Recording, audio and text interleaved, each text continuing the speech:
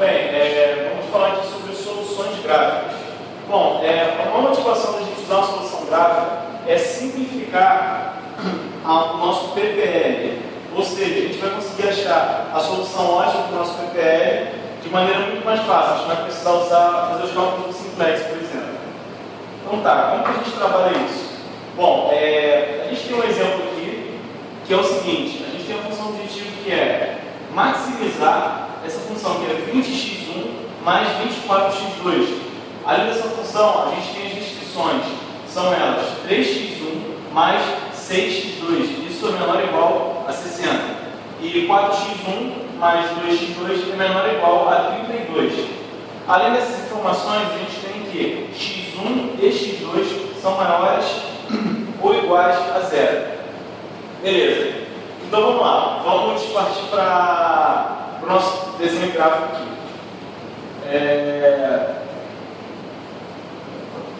Bom, o que vai representar cada restrição? Vamos chamar essa restrição aqui de R1 e essa restrição aqui de R2. Bom, a gente repara aqui que são igualdades, são desigualdades e não igualdades. Dessa forma, as nossas restrições não vão ser simplesmente retas, vão ser regiões delimitadas por essas retas. Vamos supor que R1 fosse isso daqui. R1 sendo isso daqui, a nossa região para cá para baixo ou para aqui de cima, depende do cálculo que a gente vai fazer, vai ser o que a nossa reta vai estar delimitando. Não vai ser só a reta, vai ser a região que ela delimita. Então, beleza. Dito isso, a gente pode tentar fazer esse nosso exemplo aqui. Vamos lá, vamos passar para a parte prática.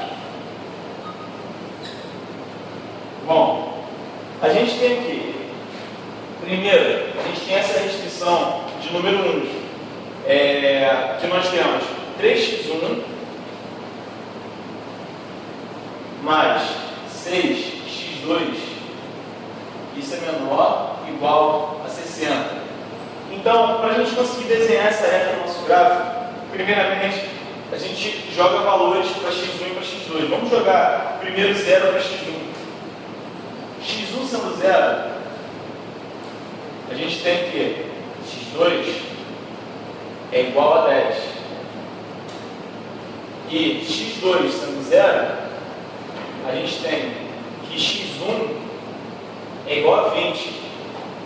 Tendo esses valores, a gente consegue fazer no nosso gráfico a representação dessa reta. Vamos lá. Aqui nós temos x2 e aqui nós temos x1. Ok. Vamos botar uns valores aqui, vamos dizer que 10 esteja aqui. Assim. 10 esteja aqui.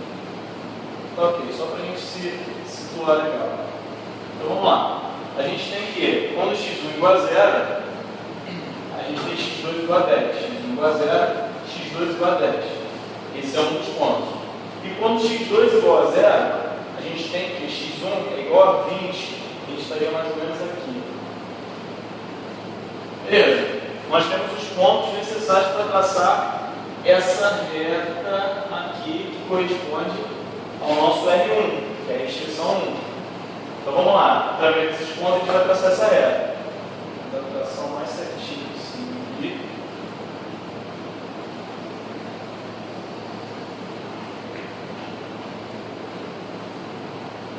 Tá, muito bom, legal. Então a gente tem aqui, vamos chamar de R1, correto? Então tá, esse foi nossa primeira reta delimitadora, né? Nossa primeira restrição.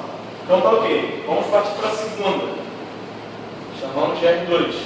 R2 a gente tem 4x1 mais 2x2, isso é menor ou igual a 32.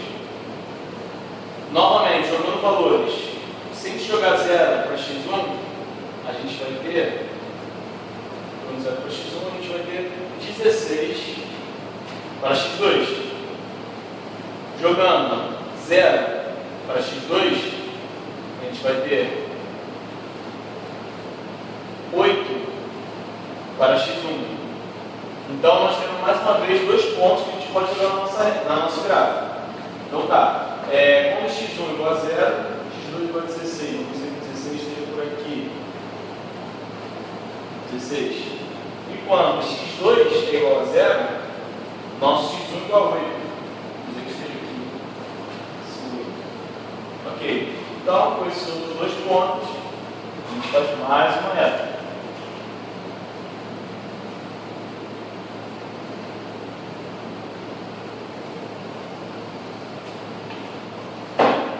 Beleza.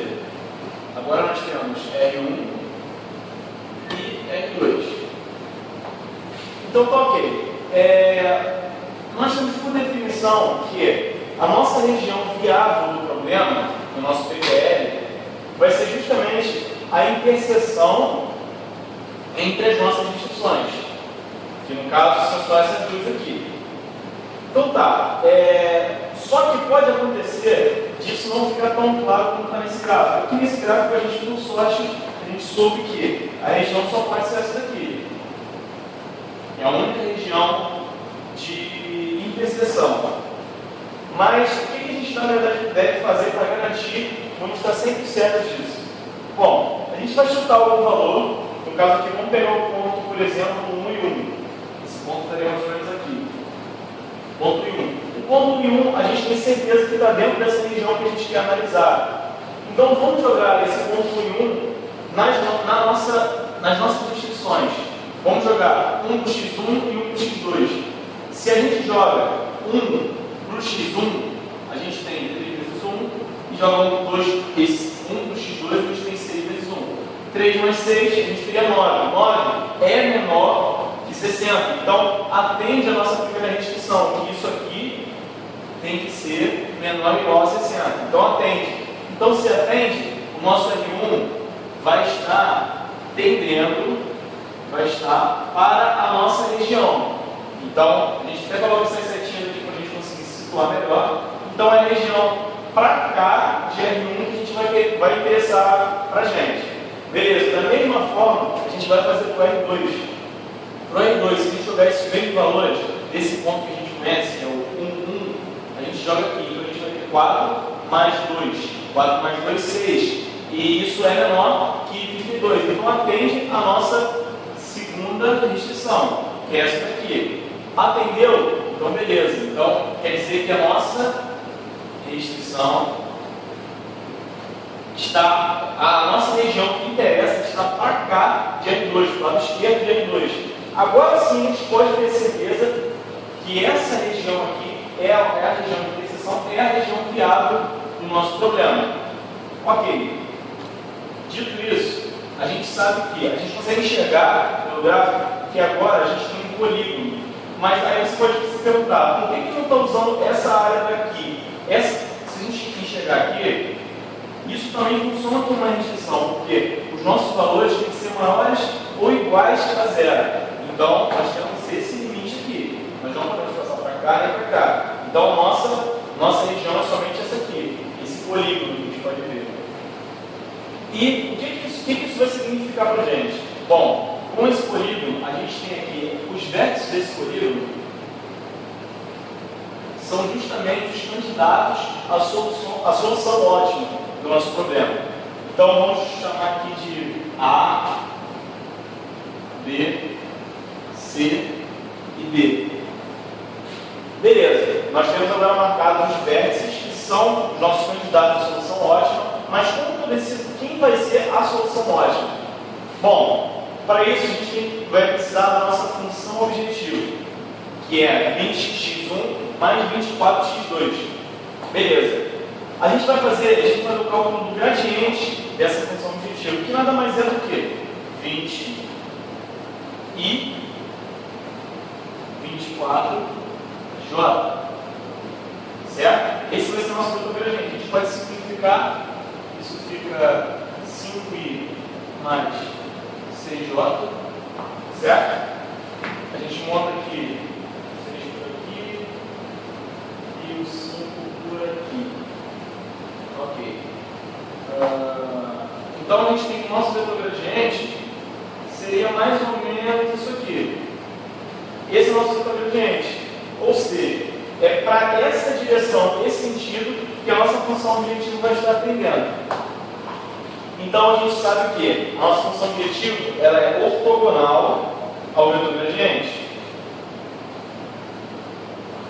Essa é a nossa função objetiva. Aqui FO, que vai estar nessa direção de sentido do nosso vetor gradiente. Bom, beleza. A gente sabe também que a gente quer o máximo. Então, o que a gente vai fazer? Eu uso uma analogia que a gente vai usar como se fosse um rolo compressor, passando por essa região viável, até chegar no ponto que a gente quer. Como a gente quer o ponto máximo, é o quanto a gente vai poder andar com essa nossa reta, até chegar em alguns pontos. Qual vai ser o último ponto por qual a gente vai passar? Se a gente começar aqui, a gente já está no ponto A. A gente tem mais pontos para ver. Então, o nosso ponto A não é só uma solução ótima. A gente vai indo. Passamos pelo ponto B, mas ainda tem outros 2 pontos. Passamos pelo ponto D, temos mais um ponto. E, finalmente, passamos pelo ponto C. O ponto C é o último ponto, ou seja, o ponto C é o nosso máximo, que é justamente o que a gente estava procurando. Então, o nosso ponto C é a solução ótima do problema. O ponto C é a solução ótima do nosso PPL. Então, a gente pode ver, a gente não precisa fazer o cálculo pelo simplex, por exemplo, para achar a solução ótima. Vamos tentar, a gente achou. No caso, você vai ter que igualar uma reta